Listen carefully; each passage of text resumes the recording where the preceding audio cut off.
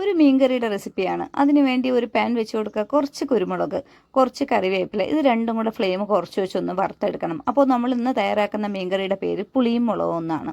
അപ്പോൾ നമ്മളിവിടെ ഇതിനെ പുളിയും മുളകും മീൻകറി എന്നാണ് പറയുന്നത്. അയല, കൊഴിയാള, ചാള ഇതുപോലുള്ള മീനൊക്കെയാണ് നമ്മൾ കൂടുതലും ഇത് വെക്കുന്നത്. വാള മീനും വെക്കാറുണ്ട്.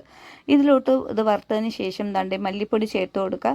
അളവൊക്കെ നിങ്ങൾക്ക് കൂട്ടുകയും കുറയ്ക്കുകയും ചെയ്യാം. ഇതിപ്പോൾ ഞാൻ 3 അയല തയ്യാറാക്കുന്ന കറിയാണ് ഇത് കാണിക്കുന്നത്. അതോടൊപ്പം തന്നെ കുറച്ച് മഞ്ഞൾപ്പൊടി, കുറച്ച് മുളക് പൊടി, മല്ലിപ്പൊടിയേക്കാൾ കുറച്ച് മുളക് പൊടി കൂടി നിൽക്കണം. ഇത് ഇത്രയും ഫ്ലെയിം കുറച്ചിട്ട് കരിഞ്ഞു പോകാതെ നല്ലതുപോലെ വറുത്തെടുക്കുക.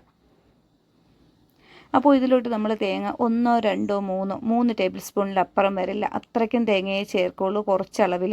അപ്പോൾ നല്ല ടേസ്റ്റും മണമൊക്കെ ഉള്ള ഒരു മീൻകറിയാണ്. അപ്പോൾ പൊടികൾ എന്തായാലും നല്ലതുപോലെ വറുത്ത് കിട്ടിയിട്ടുണ്ട്. ഇതിപ്പോൾ ഞാൻ കുട്ടികൾക്ക് കൂടി കൊടുക്കാൻ വേണ്ടി എരിവ് കുറച്ച് മതി എന്നുള്ളത് കൊണ്ട് ഒരു 3 ടേബിൾ സ്പൂൺ തേങ്ങ ചേർത്ത് വിട്ടിട്ടുണ്ട്. തേങ്ങയുടെ മീതെ ഈ പൊടികൾ അത്രയും ചേർത്ത് കൊടുക്കുക.